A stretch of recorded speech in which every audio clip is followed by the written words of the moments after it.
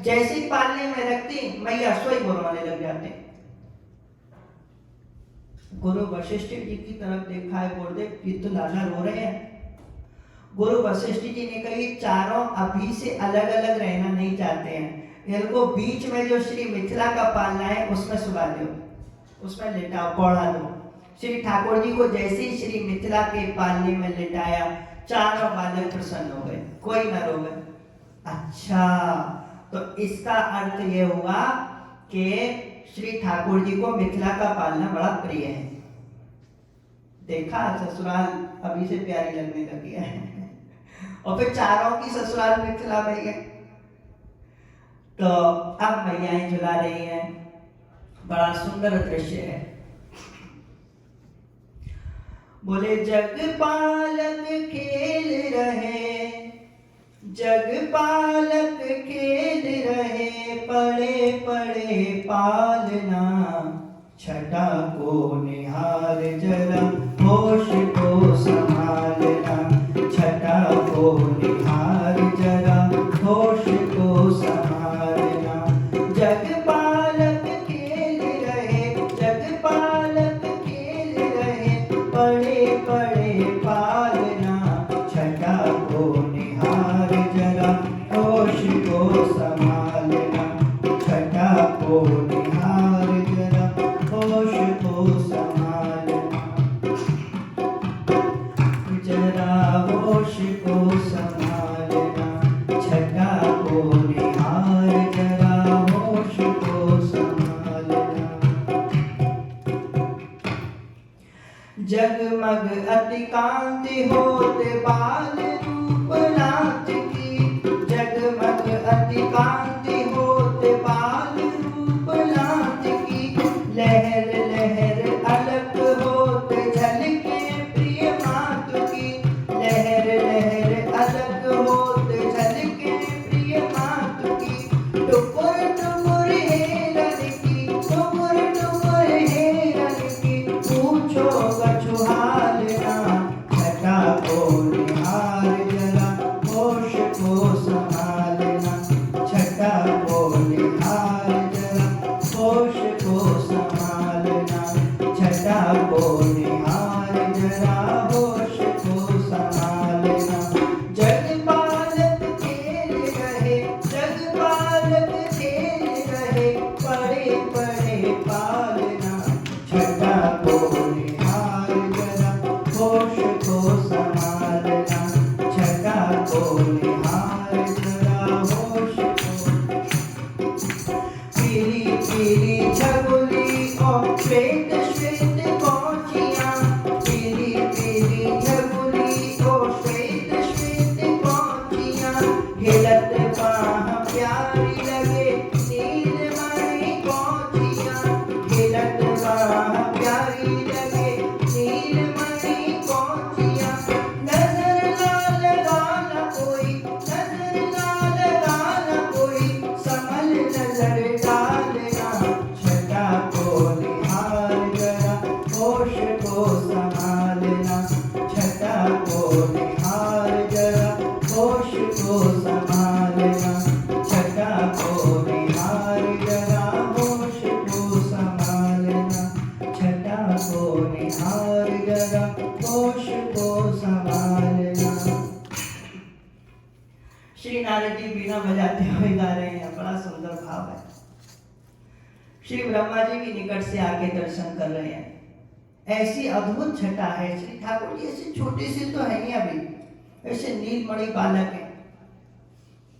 लखी जिन लाल की मुस्कान, ते नहीं बिसरी वेद विधि सब, जोग संयम ध्यान, लखी जिन लाल की मुस्कान।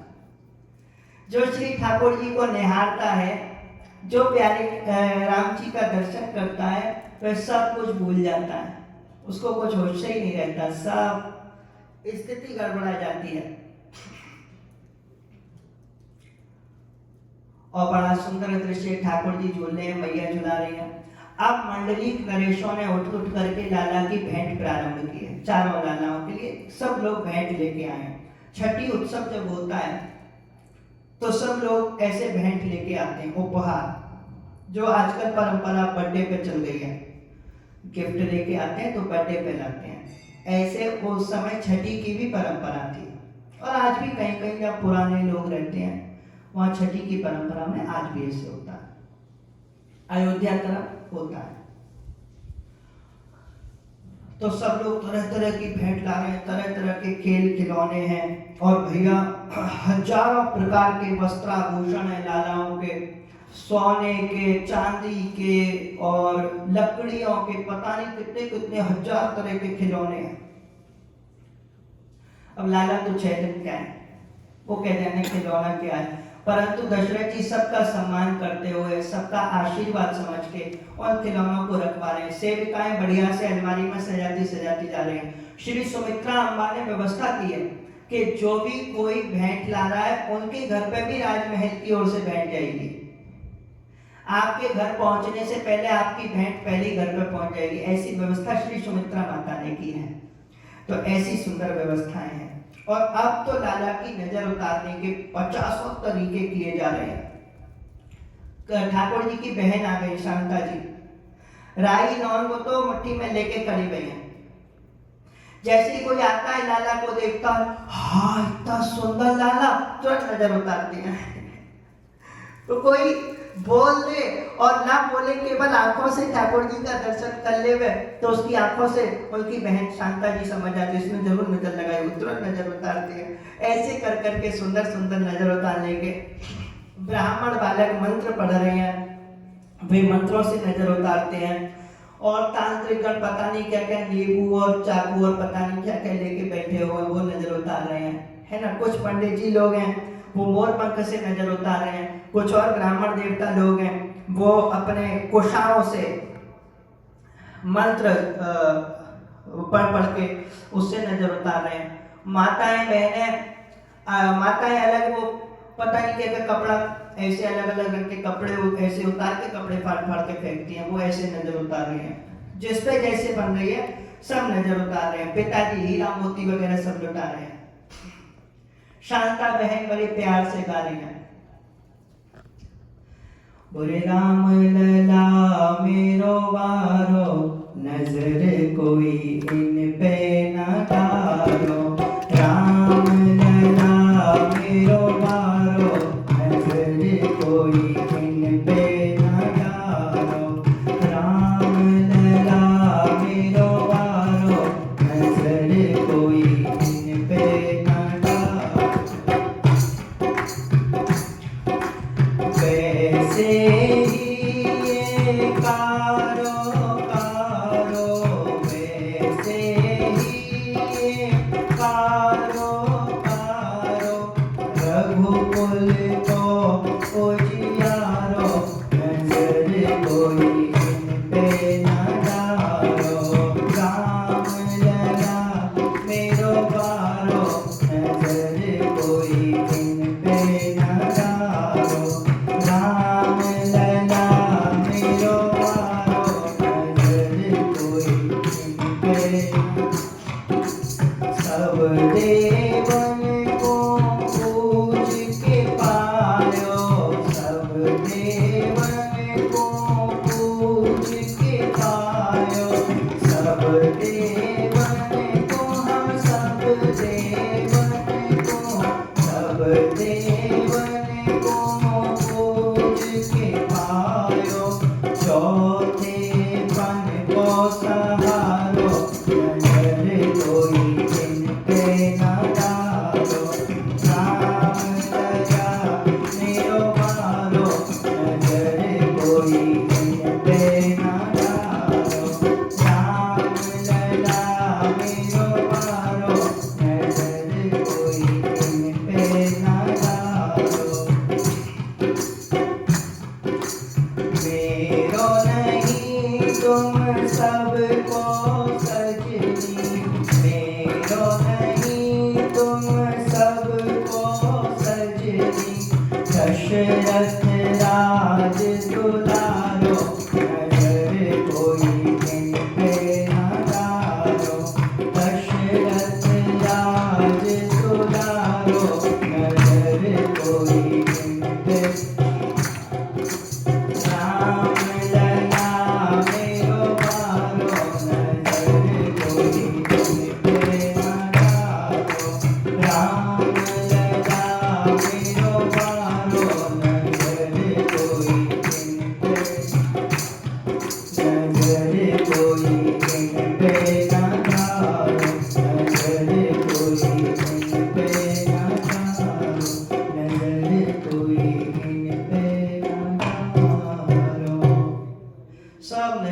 उतार रही हैं मैयाएं, चारों लाला खेल रहे हैं, सबने भेंट आदि दी है। लालाओं के कुटुंब जनों द्वारा भी सब भेंट वगैरह हुई है, मणिमय भेंटें। अब जब सब भेंट दे चुके तो सबने सोचा हो गया कार्यक्रम पूरा, अब तो सबकी भेंटें हो गई, सब शांत हो गए। जैसे ही सब शांत हुए तभी वहां पर ओंकार की ध्वनि गूंजी है। मणिमय दिव्य सुंदर अद्भुत प्रकाश उत्पन्न हुआ है। सब लोग देखें, चारों तरफ कोई दिखता नहीं, पर बड़ी सुंदर कमल की और तुलसी मंजरी की सुगंधी उत्पन्न हुई है। सब देखने लगे इधर उधर। पालनों के पास बड़ा दिव्य, श्री मिथिला जी के पालने में चारों लाला लेटे हुए हैं। बड़ा दिव्य अद्भुत प्रकाश वहां पर फैला है, और उस प्रकाश में से, महाप्रकाश में से सबकी आंखें चौंधिया गई। थोड़ी देर में देखा है तो प्यारे भगवान श्री वैकुंठनाथ वहां पर प्रकट भए हैं। बोलिए श्री वैकुंठनाथ भगवान की। भगवान प्रकट भए हैं, उन्होंने शंख चक्र गदा पद्म हाथ में धारण कर रखा है। बड़ा सुंदर प्यारे प्रभु का रूप है, और भगवान ने चारों लालाओं का दर्शन, वैकुंठनाथ भगवान अपने बाल रूप का दर्शन करने आए हैं। क्योंकि बालक अपने आप को कैसे देखे, और वैसे भी हमारे यहाँ बड़े बूढ़े लोग ऐसा बताया करते थे कि 6 महीने से पहले बालक को शीशा नहीं दिखाना चाहिए, तो दांत आने में दिक्कत हो जाती है, ऐसा बूढ़े लोग बताया करते थे। तो अब शीशा तो राम जी देख नहीं सकते, अब अपने आप को देखना है, तो श्री वैकुंठनाथ के रूप में भगवान पधारे हैं, और कौस्तुभ मणि उतार के भगवान श्री राम जी के यहाँ विराजमान की है, मध्य में, बीच में, और सूर्यकांत मणि दी है श्री भरत जी को, चंद्रकांत मणि दी है श्री लखन जी को। ऐसे करके चारों भाइयों को, और चिंतामणि शत्रुघ्न जी को दी है। अच्छा, ये मणियां, यहाँ पे एक और दिव्यता है। थोड़ी देर पहले हम और आप लोग दिव्य शब्द की चर्चा कर रहे थे ना, तो भगवान के श्री अंगों में जो चिन्ह हैं ये भी बड़े दिव्य हैं। मैं आपको एक छोटा सा उदाहरण बताता हूं, बहुत जल्दी हो जाएगा। ये जो मणियां हैं इनके चिन्ह अंकित हो गए हैं, पर स्पष्ट दिखाई देते हैं। मैं आपको कैसे बताऊं, एक छोटा सा उदाहरण देता हूं, आप अपने आप कल्पना से समझ जाइएगा और बाकी तो तभी समझेंगे जब ठाकुर जी का दर्शन होगा। कभी मन में ये भाव जरूर रखिए कि हमें भगवान का दर्शन होना चाहिए, कुछ भी हो जाए तो हो जाएगा। तो श्री ठाकुर जी की वृंदावन की एक लीला आती है। जब ये महाराज होते होते अदृश्य हो गए थे, तो गोपियों ने जो पद चिन्ह देखे थे, तो वृंदावन की धूल में, रेत में वज्र अंकुश ध्वजा सरोरोह के चिन्ह बने हुए थे, जो भगवान के चरणों में रहते हैं। अब आप विचार कीजिए कि यदि चरणों में चिन्ह हैं और वो धूल में लगे हैं, मिट्टी में, तो इसका मतलब वो चिन्ह बाहर होंगे। भाई स्टैंप लगाते हैं तो बाहर की तरफ होता है तब ना स्टैंप लगता है। सिंपल से ऐसे सपाट बना दोगे तो स्टैंप काहे का लगेगा। तो अब समस्या ये है कि चिन्ह भी आ गए हैं, और कोई ठाकुर जी के चरण में ऐसे हाथ लगाए तो उसको कुछ अनुभव भी ना हो, कुछ नहीं है। इसी को कहते हैं दिव्यता। दिखाई देंगे, और ठाकुर जी चरण नीचे जब रखेंगे तो छप भी जाएंगे, अंकित हो जाएंगे।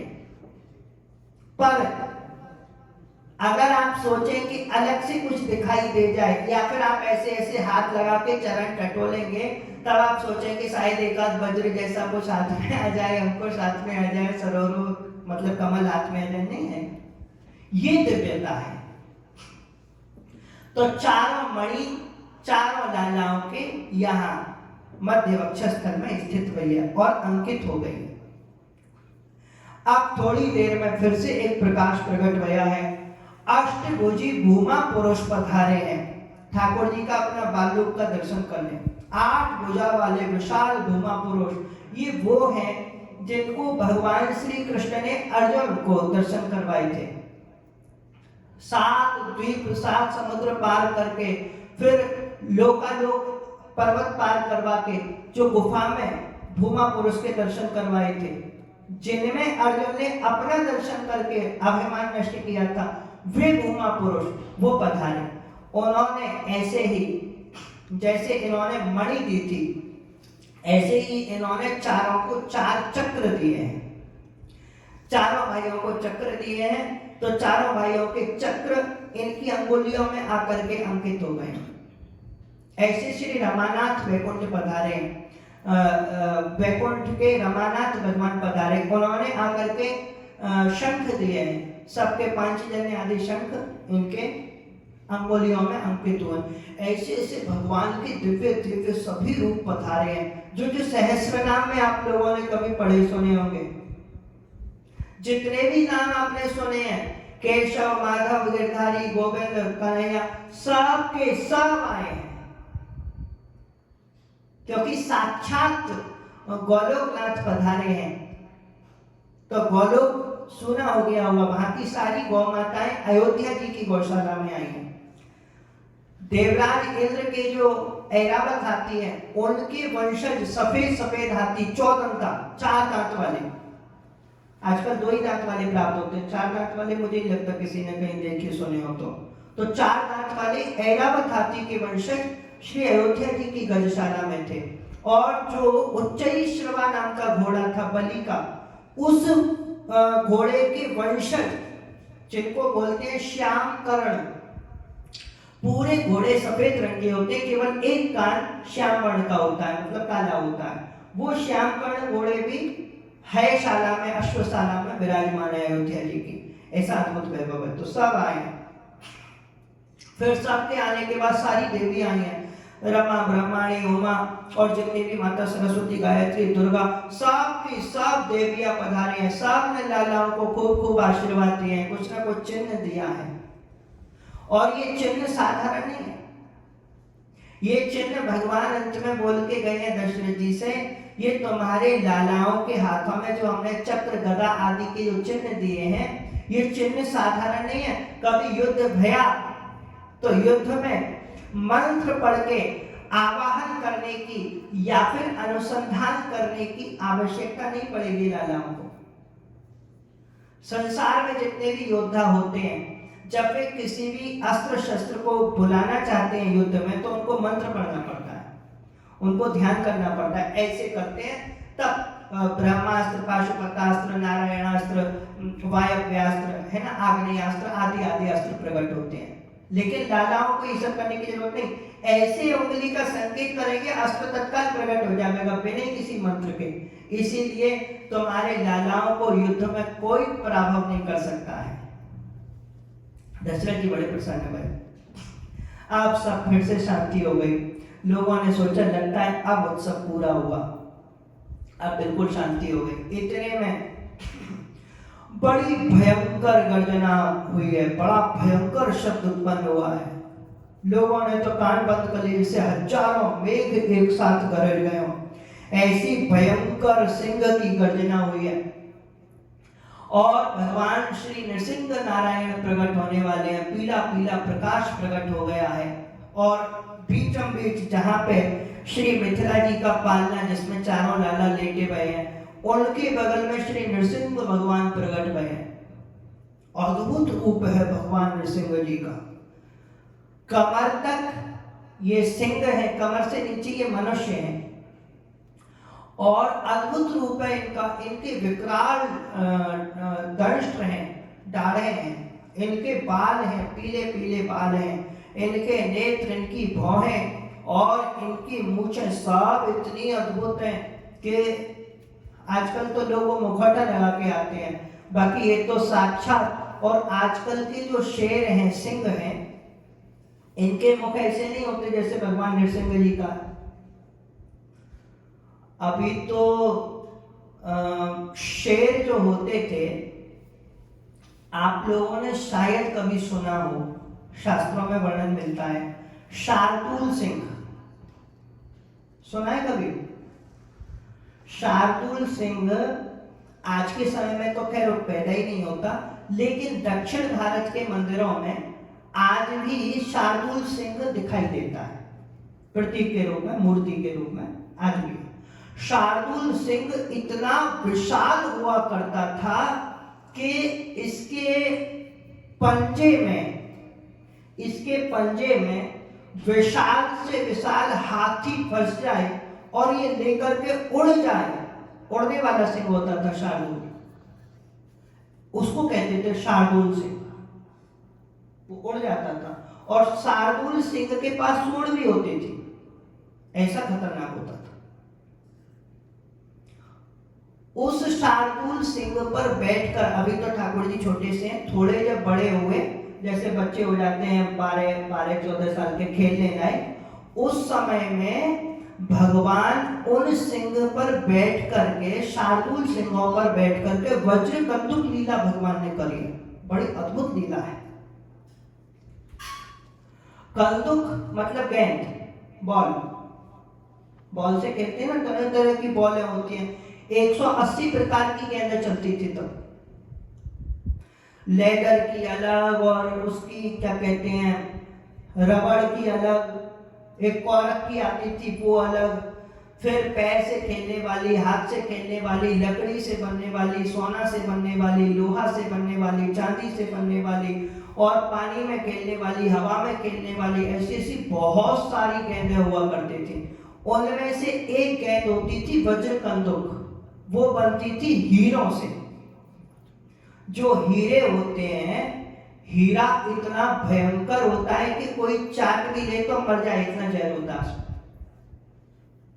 राजस्थान में जो सती हुई थी अंग्रेजों और मुगलों के काल में, तो वो अपने पास हीरे की अंगूठी छिपा के रखती थी। कभी हमारे पातिव्रत्य धर्म पे, हमारे सतीत्व पर कोई खतरा आवे, तुरंत हीरा चाट के मर जाती थी। तो उन हीरों की गेंद, और वो गेंद किसी में स्पर्श भी हो जाए तो आप समझ सकते हैं। अब आप सोचिए, ठोस हीरे की इतनी मोटी गेंद, आजकल तो किसी को एक ही मिल जाए, वो पूरे विश्व में उसके टुकड़े बेच बेच के ही महा अमीर बन जाए। इतना बड़ी बड़ी गेंद है, एक किसी के पड़ जाए तो वही कल्याण। उनसे भगवान खेलते हैं, और वो तभी होता है जब कोई खिलाड़ी इतना अभ्यस्त हो जाता है, और वो भी मैदान में नहीं। ये और आश्चर्य की बात है, भगवान ने जो खेल खेला, भगवान श्री रामचंद्र जी ने अपने सखाओं के साथ जो खेल खेला, उस गेंद से हवा में खेल रहे हैं, हवा में खेलते हैं।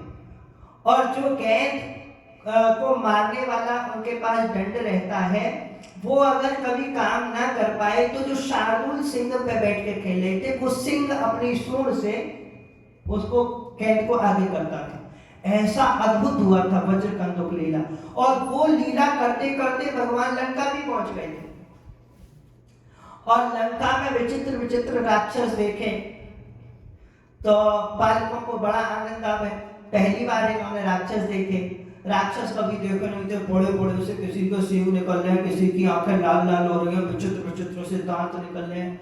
अच्छा, राक्षस लोग कभी वो टूथपेस्ट वगैरह तो करते नहीं थे, इसी गंदे गंदे से रहते थे, तो विचित्र विचित्र दिखते थे।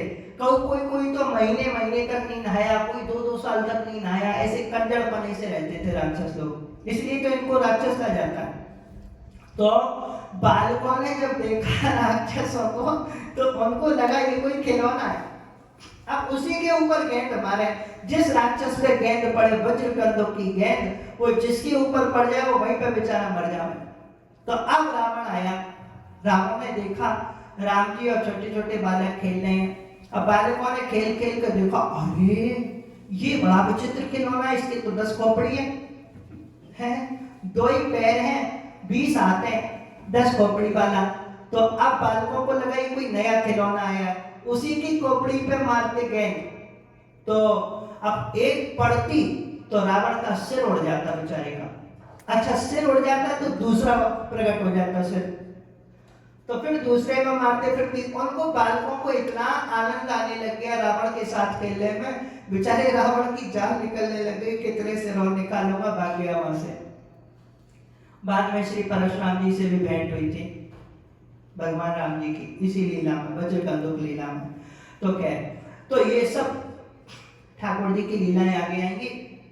अभी तो हमारे ठाकुर जी छोटे से हैं। तो श्री नृसिंह नारायण भगवान प्रकट हुए हैं, और माताएं देखें घबरा गई, अरे बाप रे बाप।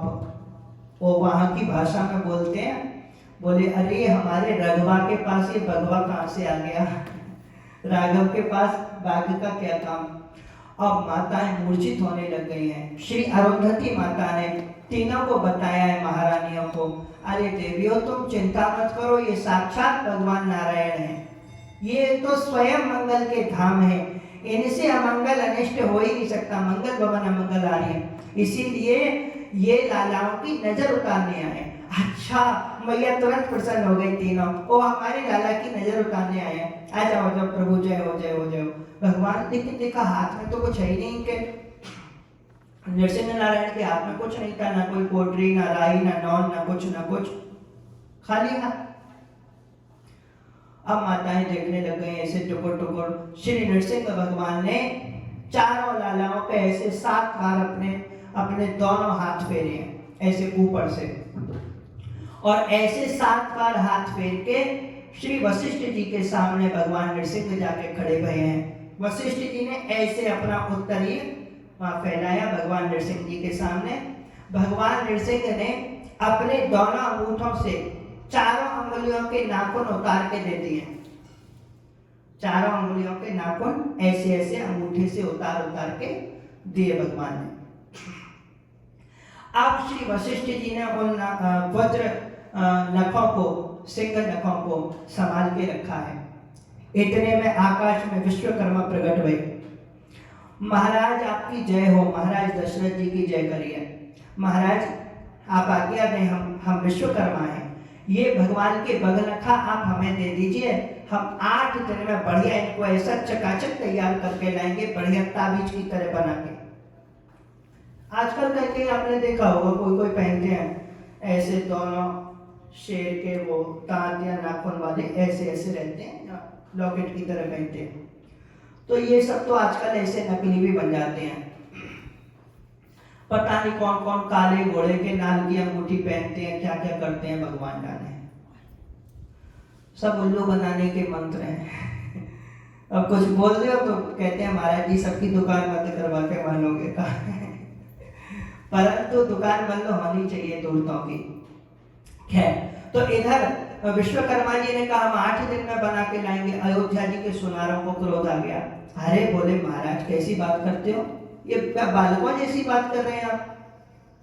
अरे षष्ठी पूजन आज है, लालाओं को आज धारण करने हैं बगनखा, और आप 8 दिन बाद तैयार कर, जाओ यहाँ से, देखो हम कैसे बनाते हैं। महाराज हमें दो। श्री वशिष्ठ जी से उन्होंने लिए 4 सोने की कटोरी बनाई, और नहीं माटी की कटोरी बनाई है 4, क्षमा कीजिएगा, एक ही बनाई। एक माटी की कटोरी में थोड़ी बड़ी सी बना के उसी में ये नख रखे हैं, उसमें थोड़े से स्वर्ण के टुकड़े डाले हैं सुनारों ने, और सूर्यकांत मणि के ऊपर उनको धर दिया, और कुछ मंत्र पढ़ा ऐसे करके, उसमें कुशा से कुछ डाला है, उसमें से अग्नि सी प्रकट हो गई है, और वो जो कटोरी में, माटी की कटोरी में जो 8 नख पड़े हुए थे, उनमें से खटखट की ऐसे पुकार आई, आवाज आई, थोड़ा सा धुआं निकला, चिमटा से पकड़ के उनको सरयू जी के जल में डुबोया है और बना के तैयार कर दिए। 9 रत्न भी डाले थे, और 9 रत्न डाले तो ऐसे तो पंडित जी लोग कुंडली बनाते हैं, पर इन अयोध्या जी की सुनारों ने चारों भाइयों के लिए 8 नाखून से एक में 2 लगा के ऐसे 2 करके 4 बगनखा भी तैयार की और जन्म कुंडली भी तैयार कर दी। और विश्वकर्मा जी ऐसे मुंह फाड़ के आंख फाड़ के देखे, अरे बाप रे बाप, इतने जल्दी कौन बनाता है। आप पंडित जी के पास भी ले जाओगे कुंडली तो थोड़ा तो समय लेंगे ना, कि भाई डेट बताओ, टाइम बताओ, प्लेस बताओ, तब हम इसमें ऐसे वैसे कुछ करेंगे, हिसाब लगाएंगे, 2 4 5 10 20 30 मिनट तो लग जाएंगे। उन्होंने तो इतने जल्दी बना दी। विश्वकर्मा जी देखते रहे, अरे बाप रे बाप, ये नख के संग में कुंडली कौन बना के देता है, ऐसी विद्या पहली बार देखी। हाथ जोड़ लिए विश्वकर्मा जी ने, अयोध्या जी के सुनारों से कहा, भैया ये विद्या हमको भी सिखाओ ना, हम इतने बड़े महाराज सब देवताओं के विश्वकर्मा हैं, पर ये कला नहीं आती। हाँ, तो सुनारों ने कहा, बैठ जाइए, आप प्रतीक्षा कीजिए, आपको हम सिखाएंगे।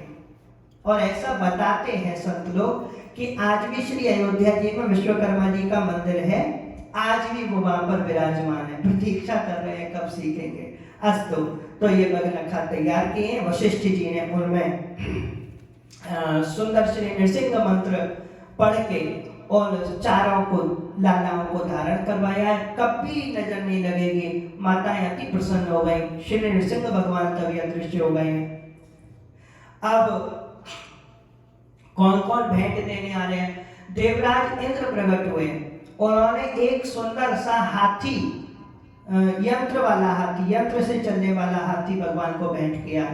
तो वो हाथी कैसे चलता है, उसको यंत्र से कैसे चलाया जाता है, ये सकेंद्र भैया जो थे श्री वशिष्ठ मुनि के पुत्र, जिनका एक नाम सुयज्ञ भी है, उनको चलाना सिखा दिया है कि आप सीख लो इसको कैसे चलाते हैं। फिर जब ये हाथी साधारण नहीं है, ये देवराज इंद्र का हाथी है, जब ये बड़े होके खेलेंगे तो ये विशाल रूप धारण कर लेगा।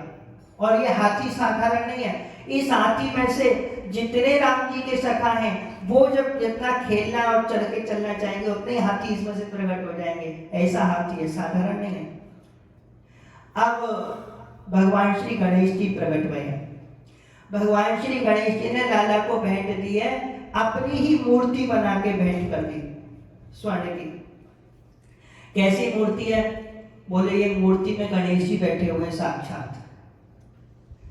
जब कोई नहीं रहता, माताएं कभी कभी इधर उधर हो जाएं, तो अकेले में ठाकुर जी को यही पालना झुलाते हैं, और दिन भर भगवान के पालने के पास बैठे रहते हैं। जब भी प्यारे प्रभु को कुछ खाने पीने की इच्छा होती है, तो एक तरफ ऐसे झूला झुलाएंगे, दूसरी तरफ से ऐसे सूंड लंबी करके वहां रसोई घर से सामान वामान लाके, खीर वगैरह जो भी कुछ भगवान को फल वगैरह खाने रहते हैं, वो सब वहीं से व्यवस्था बैठे बैठे कर देते हैं। सबसे बुद्धिमान खिलौना श्री गणेश जी ने दिया है।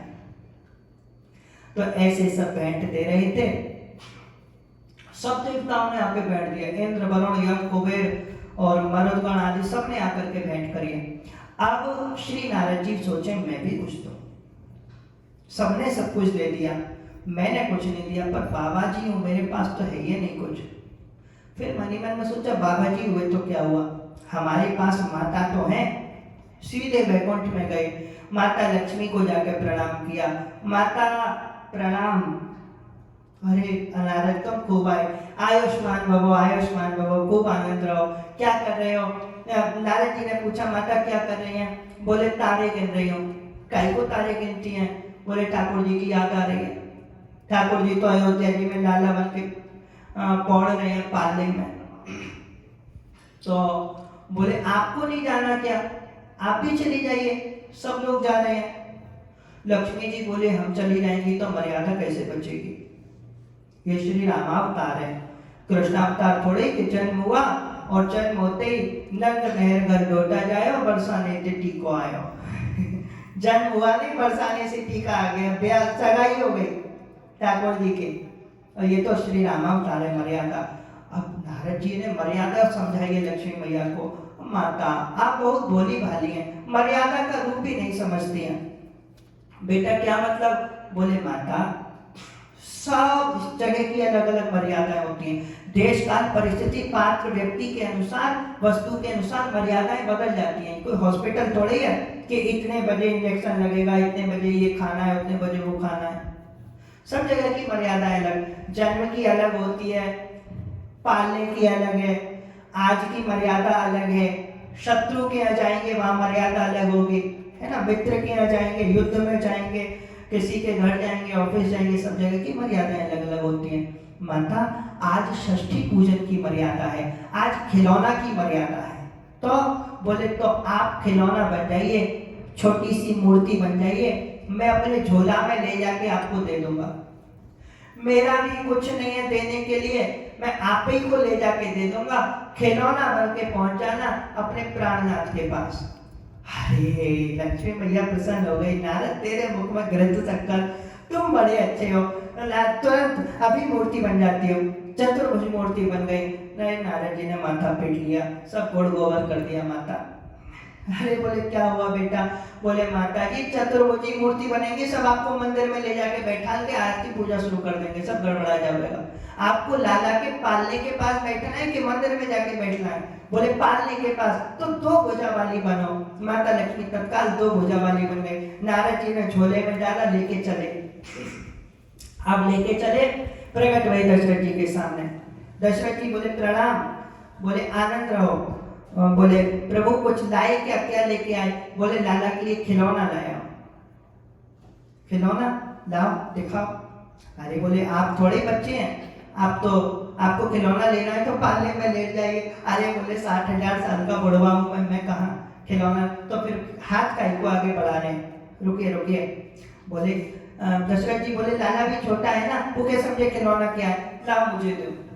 नारद जी बोले ऐसा वैसा खिलौना नहीं है, लाला देखेगा तो खिलखिला के हंसेगा, ऐसा खिलौना लाया हूं। अच्छा, कैकेयी माता बोली ऐसा कौन सा खिलौना है? हे नारद जी हमें भी दिखाइए।